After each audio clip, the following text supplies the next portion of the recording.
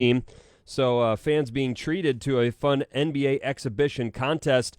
Minnesota in search of a third straight preseason victory, hoping to build on that in their preseason schedule. And again, trying to cap things off with a high note here this evening. Not surprisingly, missing many of those big names you've come to recognize with the Clippers. Of course, no Kawhi Leonard in this preseason, and they're going to be without him for a while into the regular season. But Paul George sitting this one out, as is Reggie Jackson, Serge Ibaka, and others. Meanwhile, for Minnesota, all the familiar faces from the first two games, but a tweak in the starting lineup. Malik Beasley getting the nod in that starting five, along with D'Lo, Ant Edwards, Cat, and Jaden McDaniels. And as we got things going early on, these two teams going back and forth, neither club able to gain any sort of meaningful separation. That ranks 26th in the league. Luke Kennard shows the Wolves how to knock down threes. He buries one straight away. Kennard last year, 8th in the league, hitting 45% of his triples. 7-4 Clippers. D'Lo trying to tie it up, a right angle triple, off the rim, off the window, and in. D'Angelo Russell ties it up. 2.5 gone here in the opening quarter. Yeah, like we said, D'Lo feeling it in this one tonight, and it really started right away early on. He led Minnesota with 8 in that opening frame. But despite the hot start from D'Lo and the Timberwolves, neither team able to gain any sort of separation. No club led by more than 4 in that first frame, and it was the Clippers closing out the quarter strong, capitalizing on some Minnesota miscues. D'Lo a turnover, a breakaway slam for Jay Scruggs. Just like that, 30-27, half-court shot by Noel, comes up short, and that'll do it for the first quarter of play.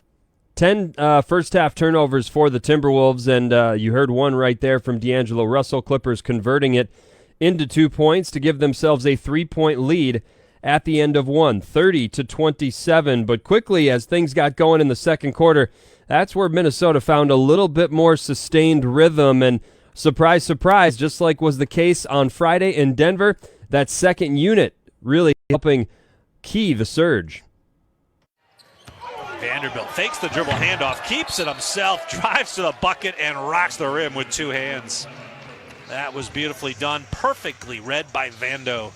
V8 to the rim for 2. That put the Wolves up 5 at the time. It was their largest lead, but they continued to build on it, and overall began that second quarter with an 18-8 rally. So really cruising past the Clippers, grabbing that lead, and building it as large as 10 later on in that second frame, and Anthony Edwards providing the highlights late in that first half. Clippers miss on a corner 3. Timberwolves pull down the rebound. Up by 7 here, 59-52. Good up fake by Ant. Drives to the bucket, slams it through with the right hand. Oohs and ahs from the crowd after that one. And I mentioned how the Timberwolves are being taught, hey, we're going to do something, do it well.